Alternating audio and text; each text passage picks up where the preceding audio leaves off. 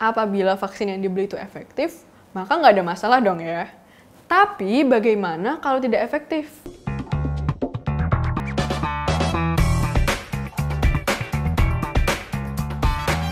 Hai teman-teman, balik lagi bersama aku, Enjowi, dan Siti Esmeralda di program Telat Siaran, membawakan isu-isu sosial politik yang telah lalu, namun tidak akan pernah lekang oleh waktu.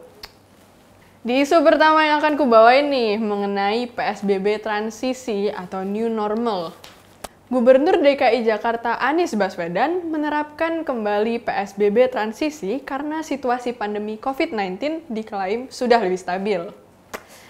Beberapa tempat hiburan juga sudah diizinkan untuk dibuka. Salah satunya adalah bioskop. Nah, mungkin selama ini teman-teman sekalian yang harus social distancing di rumah terus, kayak bosen pengen ke bioskop nih. Ada beberapa aturan yang harus diterapkan seperti perizinan dan penerapan protokol kesehatan. Yakni maksimal pengunjung yang dilayani hanya 25% dari kapasitas dan jarak antar tempat duduk minimal 1,5 meter, serta selain itu, peserta dilarang berpindah-pindah tempat duduk dan lalu lalang. Udah biasa nggak sih? Kayak nggak mungkin juga kan kalian duduk di kursi 3A, tahu-tahu kalian pindah tuh ke paling belakang sendiri mojok gitu. Santai lah. Selain itu, alat makan dan minum disterilisasi dan pelayanan makanan dilarang dalam bentuk prasmanan. Lalu, petugas wajib menggunakan masker, face shield, serta sarung tangan. Pemprov DKI Jakarta sudah menerbitkan izin operasi terhadap 3 pengelola bioskop. Ketiga bioskop tersebut adalah Cinema 21, CGV, dan Cinepolis. Namun, hanya CGV dan Cinepolis yang memastikan buka. Sedangkan Cinema 21 memilih tetap absen meski sudah mengantongi izin. Cinema 21 belum bisa memastikan jadwal pembukaan bioskop di Jakarta karena masih menunggu instruksi yang akan dikeluarkan oleh Dinas Pariwisata dan Ekonomi Kreatif. Pemerintah Provinsi DKI Jakarta berkata bahwa selama ini PSBB dievaluasi setiap 14 hari. Dan ini juga yang menjadi alasan kenapa Cinema 21 ini menunggu instruksi terbaru dari Dinas Pariwisata DKI Jakarta. Selain itu, kendala yang dihadapi juga adalah keterbatasan film yang akan ditayangkan, baik film Hollywood maupun film nasional.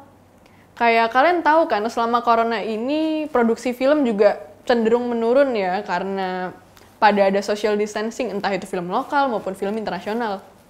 Mulai marak dibukanya kembali bioskop, mungkin karena adanya anggapan bahwa menonton bioskop ini bisa meningkatkan imunitas. Ini menurut pernyataan juru bicara Satgas COVID-19. Padahal menurut aku sendiri nih, menonton film emang bisa membuat penonton merasa senang, apalagi setelah sekian lama dikunci di rumah. Tapi, apakah hal ini bisa mencegah penularan virus COVID-19? Belum tentu dong. Untuk berita selanjutnya nih, kita bakalan bahas mengenai vaksin corona. Sebuah hal yang tentu aja kita semua tunggu-tunggu dan nanti-nanti, karena siapa sih yang nggak mau corona cepet pergi gitu kan ya. Aku jadi capek gitu loh. Direktur Jenderal Pencegahan dan Pengendalian Penyakit Kementerian Kesehatan Republik Indonesia, Dr. Ahmad Yuryanto menyebutkan bahwa ada 3 jenis vaksin yang sudah dibeli oleh pemerintah. 3 vaksin yang dimaksud adalah vaksin Sinovac, Sinopharm, dan CanSino. Dengan jumlah penduduk Indonesia yang berdasarkan data Kementerian Dalam Negeri melalui Direktorat Jenderal Kependudukan dan Pencatatan Sipil atau Dukcapil 2020 mencapai 268 juta orang. Nah, pertanyaannya gini nih teman-teman, mungkin nggak sih hanya orang-orang dengan privilege akses terhadap kesehatan yang layak, yang tinggal di daerah dekat dengan rumah sakit dan akses kesehatan yang lain, yang bisa mendapatkan vaksin ini? Lantas, bagaimana dengan teman-teman kami, teman-teman kita semua yang tinggal di daerah 3T, terluar dan terbelakang misalkan, atau di daerah-daerah perdesaan yang belum tentu bisa mendapatkan vaksin ini? Nah, pemerintah kabarnya akan memberikan vaksin tersebut berdasarkan ketersediaan dan menyesuaikan dengan urutan serta kelompok kerentanan terpapar COVID-19. Idealnya, skala prioritas atas pemberian vaksin COVID-19 ini dibatasi pada yang pertama, tenaga kesehatan, yang di rumah sakit dan di laboratorium spesimen COVID-19 yang melakukan kontak ataupun tracing. Yang kedua, kelompok pelayanan publik yang memiliki resiko besar seperti Satpol PP, Polri, dan TNI. Yang ketiga, pegawai yang bertugas di bidang jasa pelayanan publik lainnya, misalkan di bandara, stasiun, pelabuhan, dan lain sebagainya. Nah, teman-teman kita sekalian nih yang bekerja di fasilitas pelayanan publik pasti bertemu dengan banyak sekali orang tiap harinya. Oleh karena itu, kemungkinan mereka untuk terpapar virus corona semakin tinggi. Selain itu, pemberian vaksin ini hanya dilakukan pada kelompok dalam rentang usia 18 hingga 59 tahun. Vaksinasi massal akan dimulai awal bulan depan, dan rencananya pemberian vaksin secara besar-besaran pada November atau Desember patut dipertanyakan. Dari ketiga jenis vaksin itu, teman-teman sekalian, belum ada yang dinyatakan aman dan ampuh untuk meningkatkan imunitas masyarakat karena belum lolos uji tahap ketiga. Menurut ahli biologi molekuler Indonesia Ahmad Utomo, ada beberapa alasan kenapa pembelian vaksin selalu terburu-buru. Sebab kita sekarang berhadapan dengan kondisi di mana permintaan vaksin lebih tinggi atau lebih banyak daripada produsen vaksin itu sendiri. Tentu saja hal ini menyesuaikan dengan sistem demand dan supply ya teman-teman. Ini menyebabkan harga vaksin ini semakin mahal. Nah, karena kita ingin mendapatkan bagian dan kita tidak ingin vaksinnya kehabisan, maka kita beli dahulu. Meski demikian, apabila vaksin yang dibeli itu efektif, maka nggak ada masalah dong ya. Tapi bagaimana kalau tidak efektif? Boros anggaran, banyak yang harus dikorbankan juga. Di berita terakhir, kita bakalan bahas mengenai pilkada nih, sebuah isu yang menjadi polemik di antara masyarakat. Kayak, ya kali di situasi corona seperti ini, pandemi kayak gini, ya kali pilkada masih diadain, ya kan? Komisi Pemilihan Umum atau KPU, DPR, dan pemerintah telah sepakat untuk tetap menyelenggarakan pilkada serentak pada 9 Desember 2020 mendatang. Meskipun tren kasus COVID-19 masih meningkat. Kepala Bagian Perundang-undangan Direktorat Jenderal Otonomi Daerah Kementerian Dalam Negeri atau Kemendagri, Saidiman Marto mengungkapkan bahwa ada 5 urgensi pelaksanaan Pilkada serentak 2020 di masa pandemi COVID-19.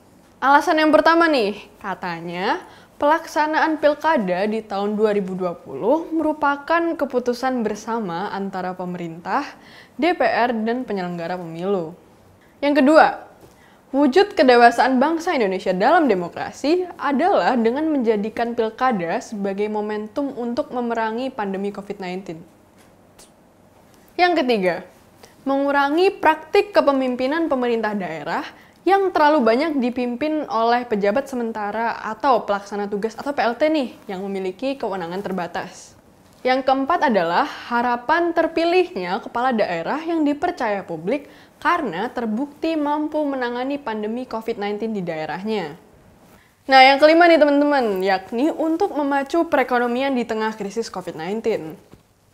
Sebagian besar pihak menilai, termasuk aku nih, pilkada serentak ini bisa membuka potensi terjadinya penularan virus yang lebih masif di tengah masyarakat.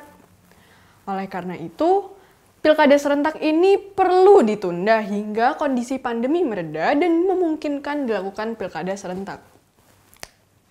Menurut juru bicara Presiden Fajrul Rahman, melaksanakan pilkada di tengah pandemi bukanlah sesuatu yang mustahil. Hal ini mengingat sejumlah negara seperti Korea Selatan dan Singapura tetap menghelat pemilihan umum sambil tetap menerapkan protokol kesehatan. Padahal, Korsel dan Singapura menjalankan pemilu ketika kasus aktif COVID-19 mulai menurun. Korea Selatan yang menggelar pemilu kala 15 April 2020 memiliki rata-rata kasus aktif COVID-19 yang telah turun sekitar 58% dalam sebulan. Sedangkan pemilu Singapura diadakan pada 10 Juli 2020, di mana rata-rata positif corona telah menurun sekitar 67% dalam sebulan. Sedangkan di Indonesia, kasus baru COVID-19 terus bertambah.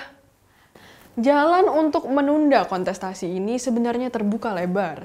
Sebab dalam pasal 201A ayat 3 Perpu nomor 2 tahun 2020 disebutkan bahwasannya pilkada dapat ditunda dan dijadwalkan kembali jika pandemi COVID-19 belum berakhir. Nah, di sini aku punya pertanyaan nih. Kira-kira mana sih yang lebih urgent untuk menangani corona atau untuk melaksanakan pilkada serentak? Toh juga rata-rata kepala daerah ini masih akan memiliki masa kepemimpinannya hingga tahun mendatang. Nah, sampai pada penghujung episode nih, teman-teman sekalian. Kalau misalkan kalian masih mau lihat aku di Telat Siaran, boleh banget like, comment, dan subscribe. Dan kalau misalkan kalian punya saran nih, kira-kira Enjovi harus bahas apa ya di kesempatan selanjutnya nih? Misal mau bahas tentang isu ini, itu, dan lain sebagainya yang berkaitan dengan isu sosial politik, bisa langsung banget drop di comment box di bawah ini.